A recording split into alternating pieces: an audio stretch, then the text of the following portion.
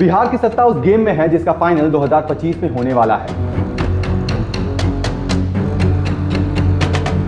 और इस गेम में एक बहुत ही इंपॉर्टेंट प्लेयर है, एक ऐसे यूथ लीडर जिनकी एक मूव पूरे इक्वेशन को पूरी तरह से बदल सकती है।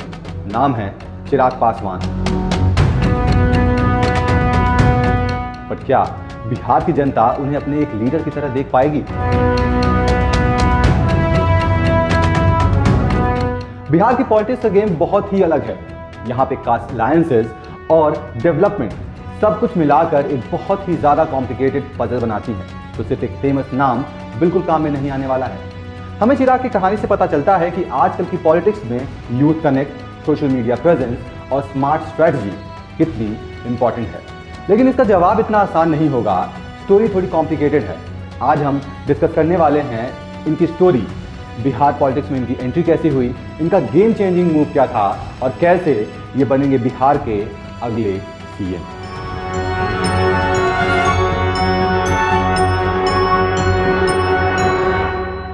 दोस्तों, कॉन्टेक्स्ट के लिए पहले हम समझते हैं कि बिहार की पॉलिटिक्स में तीन मेजर पार्टीज हैं। पहला है बीजेपी यानी भारतीय जनता पार्टी। ये सेंट्रल गवर्नमेंट में है और इसे Hindu vote, specially upper caste vote और ओबीसी को ही ये टारगेट करती है। दूसरा है जेडीयू यानी कि जनता दल यूनाइटेड और इसकी अगुवाई चीफ मिनिस्टर नीतीश कुमार कर रहे हैं और उनकी इमेज विकास पुरुष की तरह है और उनको ईबीसी यानी एक्सट्रीमली बैकवर्ड क्लासेस और महादलित वोट मिलते हैं। और तीसरा है आरजेडी यानी राष्ट्रीय जनता दल।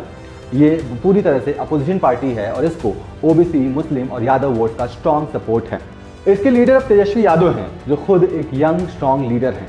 इन तीनों के बीच में अब चिराग पासवान अपनी पार्टी लोक जनशक्ति पार्टी यानी एलजेपी को स्टैब्लिश करना चाहते हैं। उनके पापा रामविलास पासवान एक बहुत ही फेमस दलित लीडर थे जो कि सेंट्रल मिनिस्टर रहे। चिराग ने इंजीनियरिंग की पढ़ाई की थी लेकिन उनका मन हमेशा से पॉलिटिक्स में था। उन्होंने जल्दी ही समझ लिया कि सिर्फ पापा का नाम काफी नहीं है, जनता को कनेक्ट चाहिए होता है और उनसे कनेक्ट करना बहुत ही जरूरी है। 2014 में चिराग ने अपने पापा की स्ट्रॉन्ग सीट जमुई से पहली बार चुनाव लड़ा और ये कोई सिंपल इनहेरिटेंस नहीं थी। उन्होंने धमाल मचा दिया।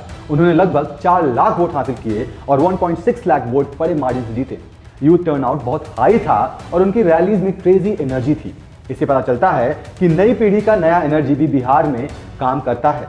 और फाइनली यहां से शुरू होती है उनकी अपनी खुद की जर्नी। चिराग ने फिर से जमुई से जीत हासिल की लेकिन इस बार उनका मार्जिन और ज्यादा बड़ा हो गया था, 2.41 लाख वोट।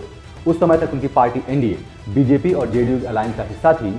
लेकिन अक्टूबर 2020 में उनके पापा के जाने के बाद उसके बाद पूरी जिम्मेदारी चिराग के कंधों पर आ गई। उन्होंने ये प्रूव कर दिया कि वो सिर्फ पापा की छाया नहीं है। उन्होंने खुद को बिहार का भगवा सिपाही कहकर बीजेपी को सपोर्ट दिखाया और अपना वोट बैंक बहुत ज्यादा स्ट्रॉन्ग किया। –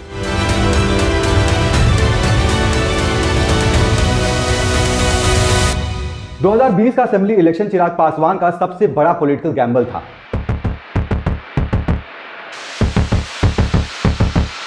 इसको जरा ध्यान से और आराम से समझने की कोशिश कीजिएगा। चिराग ने एक ऐसी स्ट्रेटजी बनाई जो पहले कभी किसी ने देखी नहीं थी, ना कभी किसी ने यूज किया था। उन्होंने कहा हम इंडिया अलायंस के साथ तो हैं, लेकिन साथ ही ये भी कह दिया कि हम जेडीयू के कैंडिडेट के अगेंस्ट लड़ने वाले हैं। मतलब कि उन्होंने बीजेपी का साथ दिया लेकिन अपने ही अलायंस पार्टनर जेडीयू को चैलेंज कर दिया। अब ऐसा किया क्यों? तो चिराग को लगता था कि इंडिया अलायंस में सिर्फ बीजेपी और नीतीश कुमार की यानी कि जेडीयू को ही इंपॉर्टेंट मिलती है और उनकी पार्टी एलजेपी को पूरी तरह से साइड कर दिया जाता है। वो चाहते थे कि उनकी पार्टी को भी एक मौका मिले और लोग उन्हें एक अलग स्ट्रॉन्ग लीडर के तौर पर पहचाने, न कि सिर्फ अपने पापा का बेटा के तौर पर। चिराग पासवान की 2020 की रणनीति काफी कैलकुलेटेड और अनकन्वेंशनल थी। उन्होंने ऐसे कैंडिडेट्स को टिकट दिए जो जेडीयू के मजबूत क्षेत्रों में उनकी चुनौती बन सकते थे और अपनी पूरी कैंपेन में उन्होंने नीतीश कुमार की सरकार को कंप्लीटली निशाना बनाया और लगातार यही संदेश दिया कि 15 साल हो गए, कुछ नहीं बदला और बिहार को एक नए नेता की जरूरत है। उनका मकसद साफ था, अगर एलजेपी यानी चिराग पासवान की पार्टी जेडीयू के खिलाफ चुनाव लड़ेगी तो वोट स्प्लिट होगा। इसका मतलब था कि जेडीयू के उम्मीदवारों को वोट कम हो जाएंगे और कहीं ना कहीं बीजेपी या फिर किसी अन्य पार्टी का कैंडिडेट जीत जाएगा। सीधे तौर पर देखा जाए तो इस गैम्बल का इमीडिएट असर एलजेपी के लिए कुछ खास अच्छा नहीं रहा क्योंकि उनके केवल एक सीट ही मिली और कई लोगों ने सोचा कि शायद चिराग ने अपनी पार्टी को पूरी तरह से नुकसान पहुंचा दिया। लेकिन लॉन्ग टर्म में इसका असली असर पूरी तरह से दिखाई दिया। एलजेपी के कैंडिडेट्स ने लगभग 50 सीटों पर जेडीयू के उम्मीदवारों को हराने में इनडायरेक्टली हेल्प की। उनकी स्ट्रेटजी के चलते जेडीयू कमजोर हुई और नीतीश कुमार बीजेपी के और करीब आ गए। इस चाल ने चिराग को बिहार की राजनीति में एक स्मार्ट और सीरियस प्लेयर के रूप में स्थापित कर दिया। बीजेपी ने समझ लिया कि इसे इग्नोर नहीं किया जा सकता और यही मूव उन्हें आगे के चुनाव में अवसर और रिकग्निशन दिलाने वाली साबित हुआ। इस तरह से हारते हुए भी यह गैम्बल चिराग के लिए एक जीत में बदल गया। बिहार की पॉलिटिक्स की सबसे बड़ी रियलिटी है कास्ट इक्वेशन। चिराग का मेन वोट बैंक है दुशात कम्युनिटी, जो कि दलित का एक बहुत बड़ा हिस्सा है। वो इसको कंसोलिडेट करते हैं, लेकिन वो सिर्फ वहीं नहीं रुकना चाहते।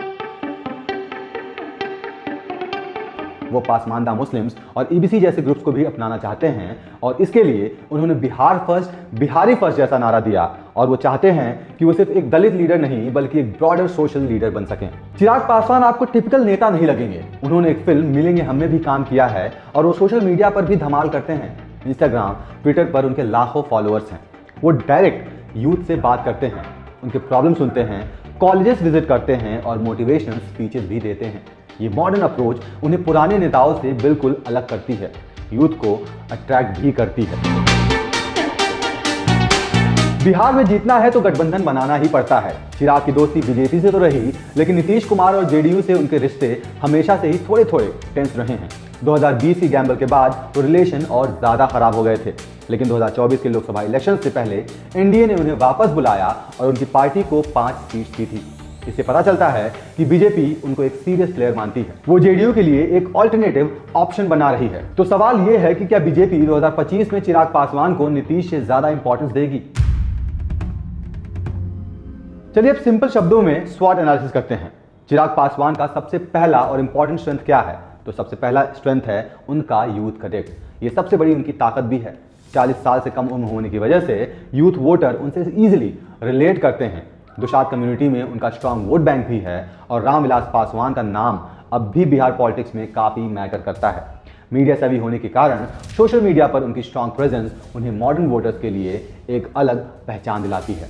उनकी अगर वीकनेस की बात करें तो सबसे बड़ा वीकनेस है एडमिनिस्ट्रेटिव एक्सपीरियंस का अभाव या फिर कमी। उनके लिए ये बहुत बड़ा चैलेंज हो सकता है। सीएम बनने के लिए जो गवर्नेंस स्किल चाहिए वो अभी पूरी तरह से उनमें डेवलप नहीं हो पाई है।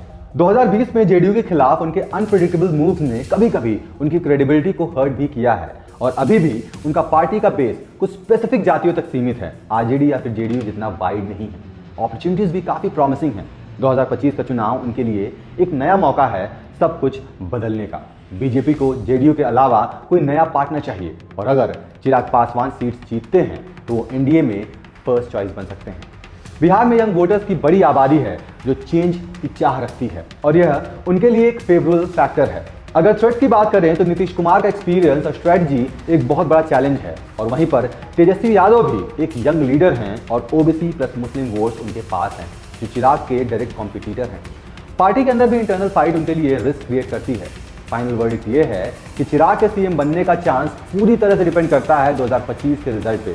अगर उनकी पार्टी जेडीयू से ज्यादा सीट जीतती है तो उनके चांसेस स्ट्रांग हैं, वरना वो एनडीए में एक पावरफुल मिनिस्टर और किंग मेकर के रूप में ही रहेंगे। पॉलिटिक्स में कुछ भी हो सकता है। चिराग ने यह साबित कर दिया है कि वो किसी परिस्थिति में रेलेवेंट और इन्फ्लुएंशियल रह सकते हैं। चिराग पासवान सिर्फ अपने पापा की लीगेसी पे नहीं रुके, उन्होंने खुद की एक अलग पॉलिटिकल आइडेंटिटी बनाई।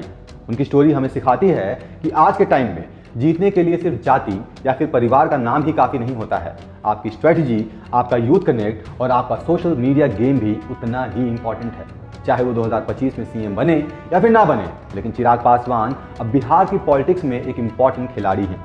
उनका यूथ कनेक्ट और स्मार्ट मूव उन्हें बीजेपी का एक पावरफुल ऑप्शन बना दिया है। अब आपकी बारी है। अगर आप मुझसे सहमत हैं तो कमेंट में जरूर बताइए, क्या 2025 में चिराग पासवान बिहार के नेक्स्ट सीएम बन पाएंगे या फिर उनके रास्ते में तेजस्वी यादव सबसे बड़ी रुकावट बनेंगे? क्या बीजेपी चिराग को नीतीश से ज्यादा इंपॉर्टेंस देगी? आपका एनालिसिस क्या कहता है कमेंट बॉक्स में लिखिए और वीडियो को लाइक करिए, शेयर कीजिए और हमारे चैनल को सब्सक्राइब करिए। मिलते हैं अगली वीडियो में एक नए पॉसिबिलिटी के साथ।